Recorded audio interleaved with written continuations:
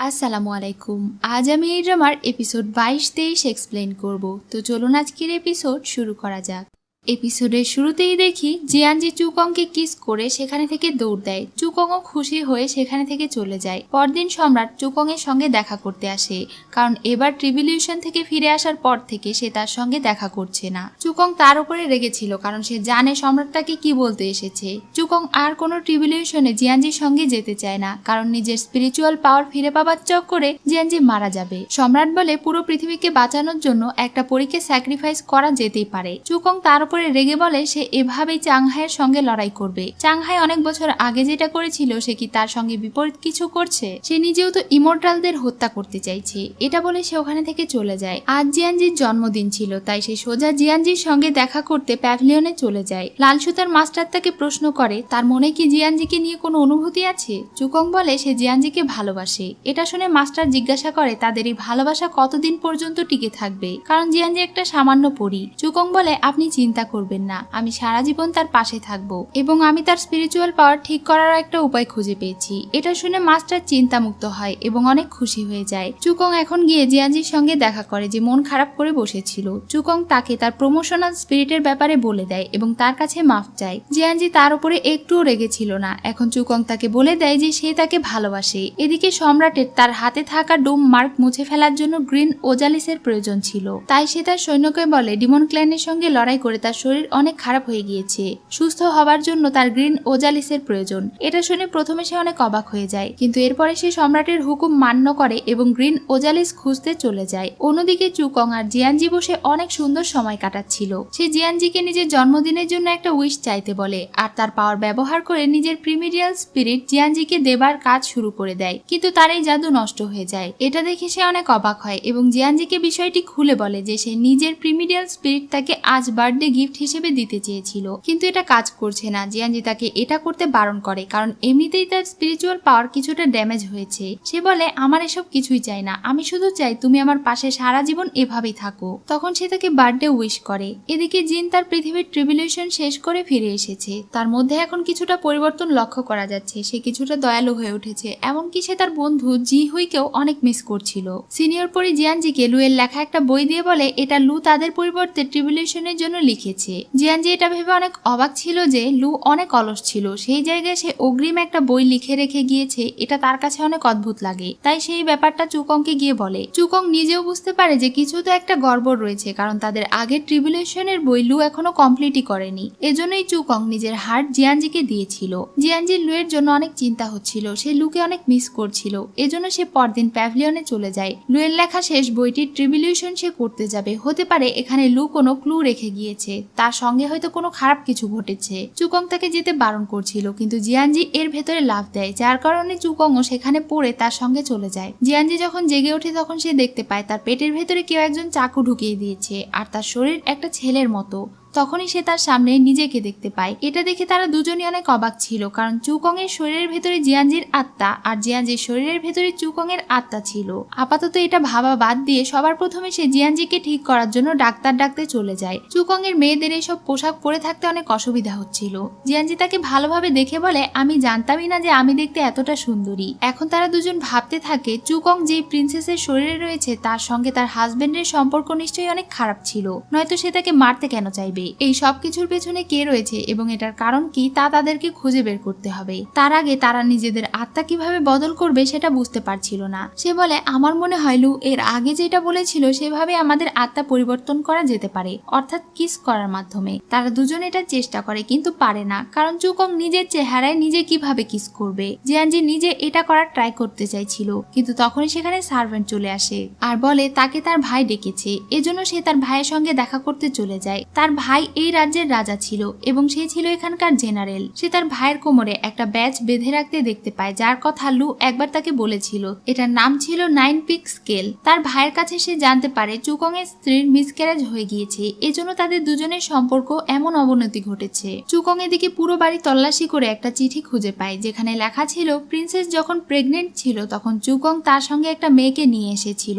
সম্ভবত তার দেওয়া বিষ খাবার কারণে প্রিন্সেসের মিসক্যারেজ হয়ে গিয়েছে। এদিকে জিয়ানজি জিয়ানজি তার ভাইয়ের সঙ্গে কথা বলে জানতে পারে এই 9 পিক স্কেলের ব্যাপারে একজন ইমর্টাল তার স্বপ্নে এসে তাকে বলেছিল। এটার অর্ধেক অংশ তার কাছে রয়েছে এবং বাকি অর্ধেক অংশ তার মায়ের কাছে রয়েছে। যেহেতু তার মায়ের সঙ্গে তার সম্পর্ক ভালো নয়, এজন্য সে ওই বাকি অর্ধেক অংশ নিতে পারেনি। এই সব কিছু জেনে সে অনেক অবাক হয়ে যায়। রাতে তারা দুজনই একে অন্যের সঙ্গে এই সব বিষয় নিয়ে আলোচনা করে। চুকং তাকে বলে, তুমি এখন থেকে আমার সব কথা শুনে চলবে, আমি যা বলবো সেইটাই তুমি করবে। এদিকে সেই সৈন্য সম্রাটের জন্য গ্রিন ওজালিস নিয়ে এসে দেয়। এটা পেয়ে সম্রাট ভীষণ খুশি হয়ে যায়। এখন সে এটার সাহায্যে নিজের ডুম মার্ক দূর করতে কাজে লাগাবে। একটা সার্ভেন্ট এসে জেনারেল চুকং এর বোনকে খবর দেয় যে তার ভাই তাকে ডেকেছে। তখন সে তার ভাইয়ের সঙ্গে দেখা করতে চলে যায়। প্রিন্সেস তাকে একটা লিপস্টিক দিয়ে বলে, এই লিপস্টিকটা আমি তোমার জন্য নিয়ে এসেছি, তোমার ঠোঁটে লাগাও তো দেখি কেমন লাগে। চুকং এর বোন এটা লাগাতে অনেক বেশি ইতস্তত করছিল। চুকং তখন তাকে এটা ঠোঁটে দিতে বলে। সে অনেক ভয়ে ভয়ে এটা নিজের ঠোঁটে লাগায়। প্রিন্সেস বলে, 1 মাস আগে তুমি আমাকে এই লিপস্টিক লাগানোর জন্য দিয়েছিলে, যেটা প্রতিদিন লাগানোর ফলে বিষক্রিয়া হয়ে আমার পেটে থাকা বাচ্চা নষ্ট হয়ে যায়। এখন তুমি এটার ব্যাপারে কি বলবে? এই লিপস্টিকে কি তুমি বিষ মেশাওনি? সে চুকং এর কাছে কাকুতি মিনতি করে বলতে থাকে সে কিছুই করেনি, এটা সে সাধারণ একটা বাজার থেকে কিনে এনেছিল, এই সম্পর্কে সে কিছুই জানে না। তখন প্রিন্সেস সেখানে একজন ঔষধ বিক্রেতাকে হাজির করে। সে তার চেহারা দেখে বলে, এই মেয়েটাই সে যে তার কাছে থেকে 1 মাস আগে একটা ঔষধ নিয়ে গিয়েছিল, যা বাচ্চা নষ্ট করার কাজে ব্যবহার করা হয়। এখন তো সে পুরো ফেঁসে যায়। সে তার ভাইয়ের কাছে মাফ চাইতে থাকে আর বলে সে এই সব কিছু করেনি। কিন্তু চুকং রূপে জিয়ানজি তো তার কথা শোনে না এবং তাকে কারাগারে বন্দী করে দেয়। এরপরে আবার তাদের দুজনের প্ল্যান মতো রাতে চুকং তার বোনকে এখানে থেকে পালাতে সাহায্য করে। এরপরে তারা বাজার পর্যন্ত তার পিছু করে। চুকং বলে সে যখন বাড়ির সবকিছু খুঁজে বেড়াচ্ছিল তখন সে তার বোনকে একটা চিঠি লুকিয়ে রাখতে দেখে ফেলেছিল, আর এই চিঠি পড়ে সে সবকিছু জানতে পেরেছে। সে তার বোনের পেছনে লোক ঠিক করে রেখেছে, সে যেখানেই যাক বা যাই করুক না কেন তার সবকিছুই তারা জেনে যাবে। তাদের কথার মাঝে কিছু বাচ্চা তাদের দিকে বল ছুড়ে আর অদ্ভুত একটা কবিতা বলতে বলতে সেখান থেকে চলে যায়। তারা ভাবছিল এত রাতে এই বাচ্চাগুলো বাজারে কি করছে আর তারা এটা কি ধরনের কবিতা বলছে। এদিকে লুয়োকে দেখি সে জঙ্গলে দিয়ে হেঁটে যাচ্ছিল। তখনই তার ভাই তার কাছে চলে আসে আর বলে, আমার কাছে থেকে তুমি কতদিন পালিয়ে বেড়াবে? সে তার বোনকে আঘাত করে, কিন্তু লুয়ো তার ভাইয়ের কাছে থেকে পালিয়ে যাবার চেষ্টা করছিল। জিন তাকে এভাবে পালাতে বারণ করে আর নোয়া স্টোনের খবর দিতে বলে, কিন্তু সে বলে, আমি মরে গেলেও তোমাকে কিছু বলবো না। তখন সে তার বোনকে মারতেই যাচ্ছিল, ঠিক তখনই সে ওখানে থেকে পালিয়ে যায়। এদিকে চুকং এর ভাই তাকে জানায় পাশের রাজ্যের রাজা তাদের সঙ্গে যুদ্ধ ঘোষণা করেছে। চুকংকে জেনারেল হিসেবে সেখানে যুদ্ধে যেতে হবে এবং তার নিজের রাজ্যকে বাঁচানোর জন্য যুদ্ধ করতে হবে। যদিও এই যুদ্ধে তাদের জেতার সম্ভাবনা খুবই কম, তবুও তাদেরকে চেষ্টা করতে হবে, নয়তো তাদের রাজ্যের সব মানুষ মারা যাবে। চুকং এর কাছে রাজি হওয়া ছাড়া আর কোনো উপায় ছিল না। এদিকে জি হুই এখানে থেকে পালানোর চেষ্টা করছিল, কিন্তু চারিদিকে একটা জাদুই ব্যারিয়ার তৈরি করে রাখা ছিল। লুয়ো এসে বলে, এবার দিয়ে তুমি 87 বার পালানোর চেষ্টা করছো, আমি তো তোমাকে বলেছি তুমি যাদেরকে খুঁজতে যেতে চাইছো তারা অনেক আগেই মারা গিয়েছে। জি হুই বলে, তারা বেঁচে থাকুক অথবা মারা যাক, তারপরেও আমার মাউন্টেনে ফিরে যেতে হবে, সেটাই আমার বাড়ি। তোমার কি নিজের বাড়ি নেই? তুমি সেখানে কেন যাও না? লুয়ো তার কথা শুনে সেখানে থেকে চলে যাচ্ছিল। তখনই তার মুখ থেকে রক্ত বের হলে জি হুই তাকে দেখে বুঝতে পারে সে অসুস্থ, তাই সে গিয়ে লুয়োকে চেক করছিল। লুয়ো বলে, তুমি এখানে কি করতে এসেছো? তুমি কি আমাকে মেরে ফেলতে এসেছো? জি হুই তাকে নিজের স্পিরিচুয়াল পাওয়ার দিতে এসেছিল, যেন সে এটা ব্যবহার করে সুস্থ হতে পারে। লুয়ো এটা নিয়ে তার মুখের ভেতরে ঢুকিয়ে দেয় আর বলে, তোমার পাওয়ার তুমি রাখো।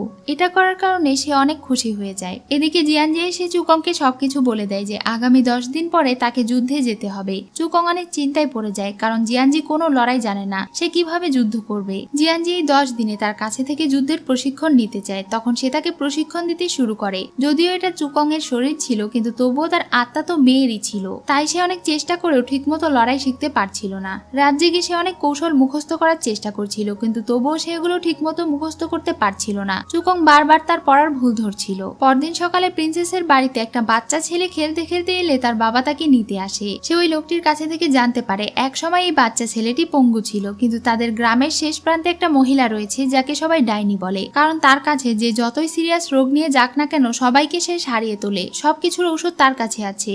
এটা শুনে চুকং মেয়েটির ব্যাপারে ভাবছিল।